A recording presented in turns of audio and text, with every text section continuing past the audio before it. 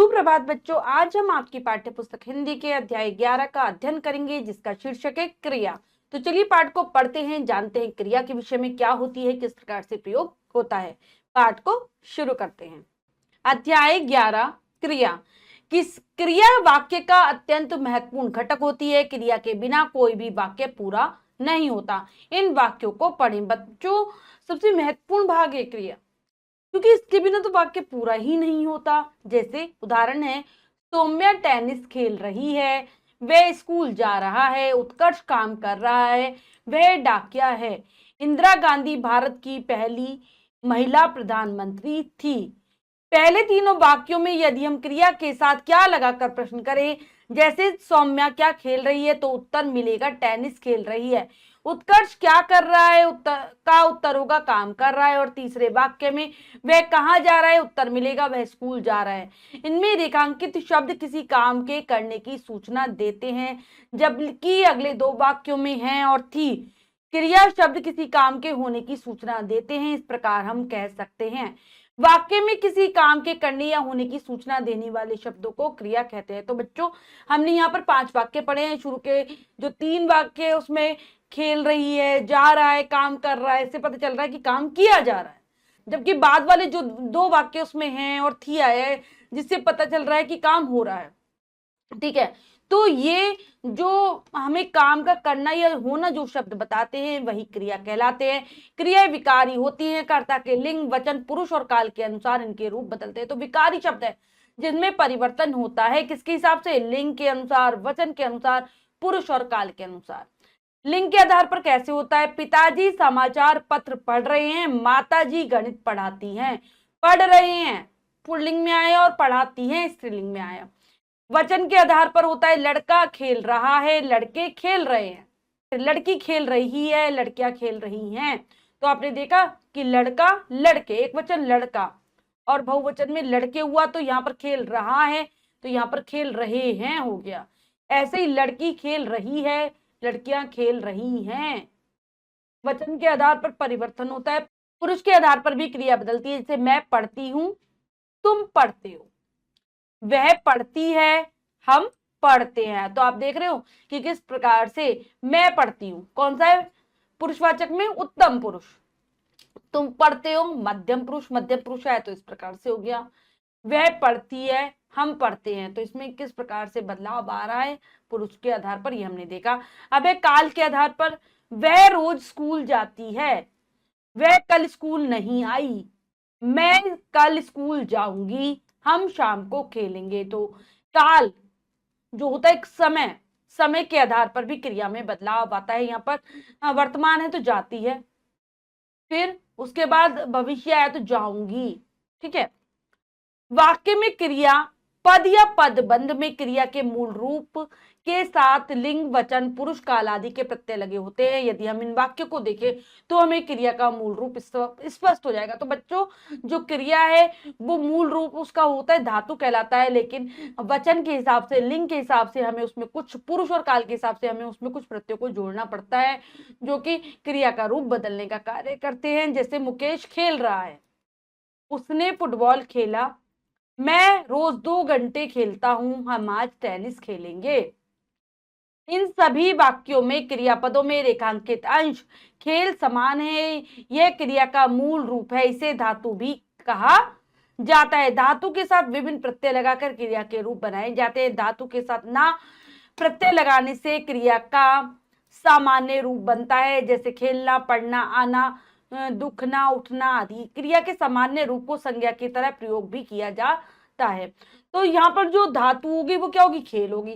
उसमें हम विभिन्न प्रकार के प्रत्ययों को लगाकर विभिन्न प्रकार के रूपों को बनाते हैं। जैसे यहाँ पे खेलता बना, ठीक है, खेलेंगे बना, जो कि हमारा क्या, क्रिया के हिसाब से, जो क्रिया के जब रूप बदलते हैं उसके हिसाब से क्रिया बदल रही है। वाक्यों के हिसाब से इसमें परिवर्तन आ जाता है। जो सामान्य रूप बनता है वो ना प्रत्यय लगाने से बनता है, जैसे खेलना, पढ़ना। सुबह सुबह उठना स्वास्थ्य के लिए अच्छा है, कई बार संज्ञा की तरह भी इसका प्रयोग होता है। ठंडे ठंडे पानी से नहाना चाहिए, तो यहाँ पर उठना और नहाना है। अगला है क्रिया के भेद। कर्म के आधार पर क्रिया के भेद। कर्म के आधार पर क्रिया के 2 भेद किए जाते हैं, आकर्मक क्रिया और सकर्मक क्रिया। अकर्मक क्रिया के बारे में जानते हैं। वाक्य में जिन क्रियाओं में कर्म की आवश्यकता नहीं होती, यानी कि ये क्रियाएं कर्म के बिना ही पूर्ण हो जाती हैं, अकर्मक क्रिया कहलाती है। इसमें क्रिया का प्रभाव सीधा कर्ता के ऊपर पड़ता है, जैसे आना जाना, उठना बैठना, सोना जागना, होना आदि अकर्मक क्रियाएं हैं। जैसे गाड़ी प्लेटफॉर्म पर आ रही है, हमें रोज जल्दी उठना चाहिए, लड़के बस से स्कूल जा रहे हैं, बच्चा सो रहा है। अब आती है सकर्मक क्रिया। जिन क्रियाओं में के क्रिया शब्दों को कर्म की अपेक्षा होती है उन्हें सकर्मक क्रिया कहते हैं। देखना, खरीदना, सुनना, लिखना, भेजना आदि सकर्मक क्रियाएं हैं। जैसे उदाहरण है, मतलब यहाँ पे कर्म होता है और क्रिया का प्रभाव सीधा कर्म के ऊपर पड़ता है।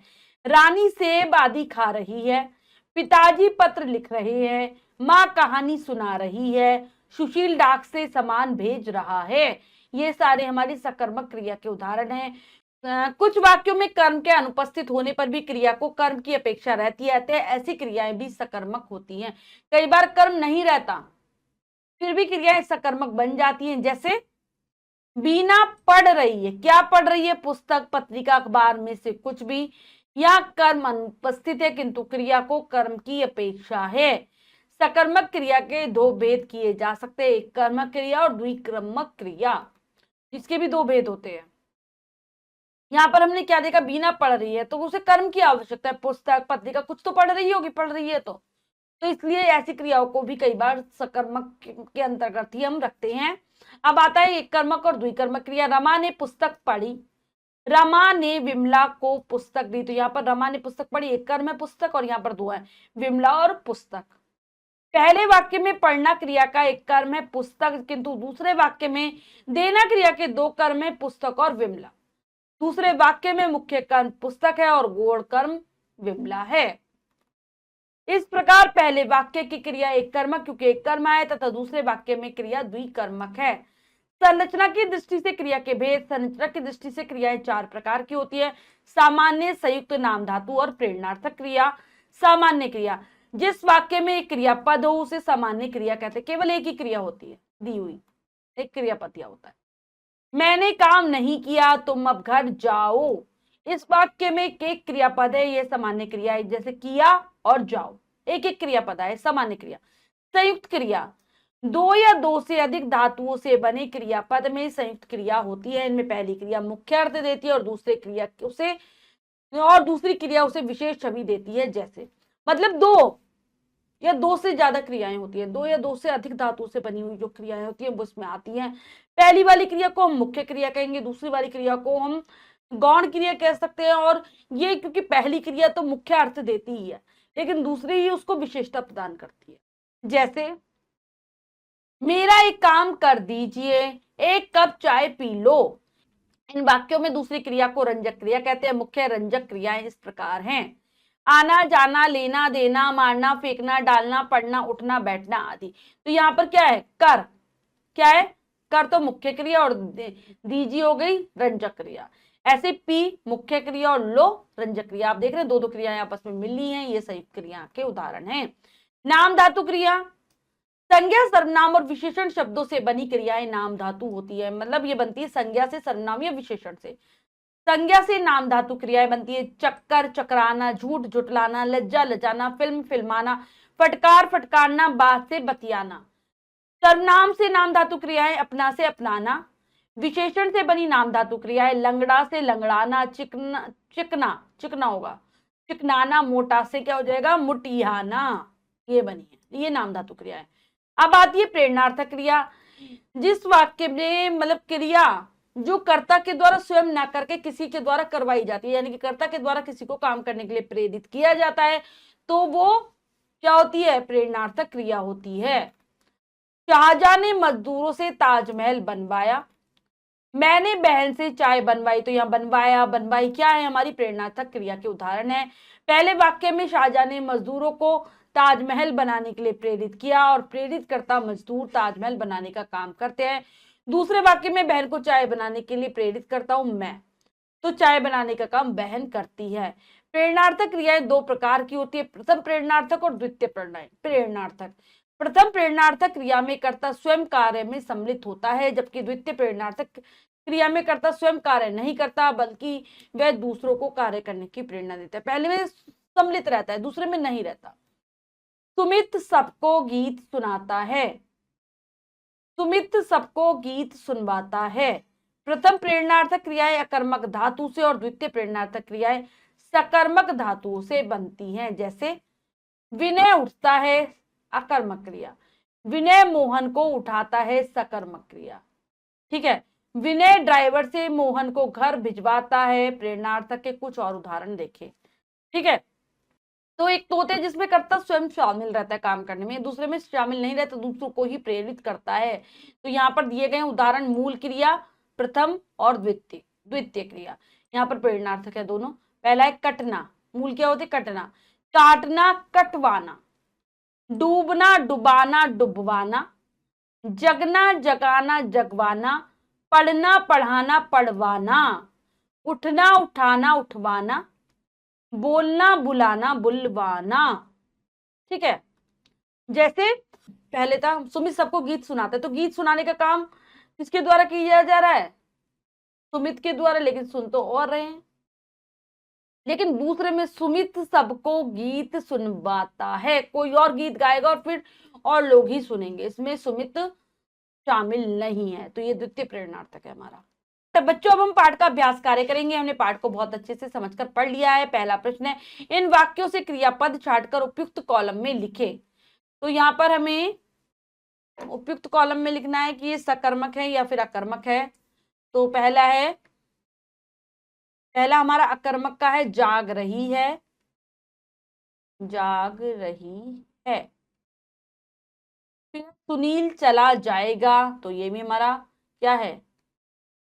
चला जाएगा। अकर्मक है, कर्म नहीं दिया हुआ। नौकर सफाई कर रहा है,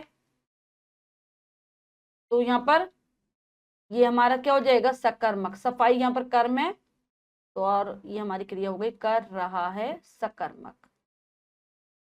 माला के पिताजी ने खिलौने खरीदे, तो यहां पर ये भी हमारी सकर्मक है, दो कर्म दिए हैं, पिताजी और खिलौने।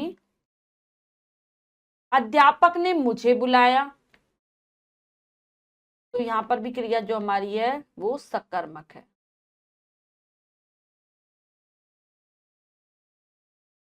ठीक है, ये हो गया। अब है, इनसे नाम धातु क्रिया शब्द बनाए, तो बनाते थप थप से थपथपाना, थप थपाना। भूल से भुलाना।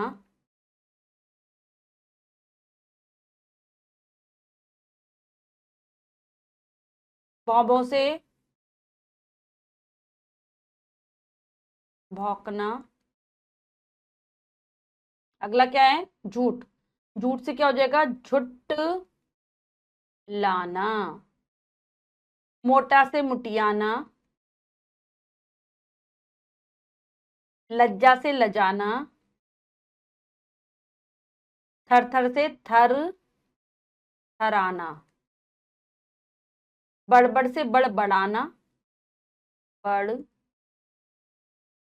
बड़ाना। ये हो गया। अब इन वाक्यों में से मूल एवं रंजक क्रिया छाट कर लिखिए। तो चलिए करते हैं, मूल क्रिया और रंजक क्रिया को छाटते हैं। पहला है, उसने पत्र भेज दिया है, तो यहां पर भेज मूल क्रिया, दिया है रंजक क्रिया। बच्चा हंस पड़ा, तो हंस मूल क्रिया और पड़ा रंजक क्रिया। यह तुमने क्या कर दिया, तो कर मूल क्रिया और दिया रंजक क्रिया। ठीक है। मेरे मित्र चले गए हैं, तो चल चले, जो चले हैं वो है हमारी मूल क्रिया और गए हैं ये हमारी है रंजक क्रिया। उसने खाना खा लिया था, तो खा मूल क्रिया और लिया था रंजक क्रिया। अगला है, वह दिन भर सोती रही, तो सोती मूल क्रिया और रही रंजक क्रिया। नेक्स्ट है, इन क्रियाओं से प्रथम और द्वितीय प्रेरणार्थक क्रियाएं बनाइए। चलना, चलाना, चलवाना। बनना, बनाना, बनवाना। डूबना, डुबाना, क्या हो जाएगा? डुबवाना, डुबवाना। नेक्स्ट है लगना, लगाना, लगाना और लगवाना। लगवाना मतलब पहले वाली क्रियाओं में कर्ता किसी न किसी तरीके से सम्मिलित रहता है और दूसरे में तो रहता ही नहीं, दूसरों से ही करवाता है। अब चढ़ना, चढ़ाना, चढ़वाना। ठीक है, ये होती है हमारी प्रेरणार्थक क्रियाएं। इन वाक्यों में क्रिया किस प्रकार की है लिखिए। गाड़ी देर से पहुंची, तो ये हमारी सामान्य है, सामान्य क्रिया, क्योंकि एक ही क्रिया है, पहुंची। फिर है मुझे यह काम करना पड़ा, संयुक्त क्रिया, संयुक्त क्रिया। मां ने धोबी से कपड़े धुलवाए, प्रेरणार्थक क्रिया, प्रेरणार्थक क्रिया। छात्र कक्षा में पढ़ रहे हैं, पढ़ रहे हैं, ये भी हमारी क्या है? संयुक्त क्रिया।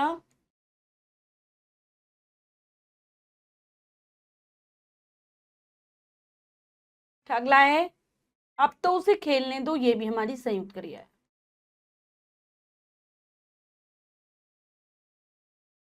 ठीक है, ये हो गया बच्चों, हमने पाठ को अच्छे से समझा और पढ़ा, अभ्यास कार्य किया। इसके अतिरिक्त जो भी कार्य है वो आप स्वयं करेंगे सुंदर अक्षरों में अपनी अभ्यास पुस्तिका में। बच्चों, आज हमने पाठ के माध्यम से क्रिया के विषय में विस्तार पूर्वक जाना। आशा करती हूँ ये पाठ आप बहुत अच्छे से समझ गए होंगे। पाठ को फिर से जरूर पढ़ेंगे। मिलते हैं अगली कक्षा में नए पाठ के साथ, तब तक के लिए स्वस्थ रहिए, प्रसन्न रहिए। धन्यवाद।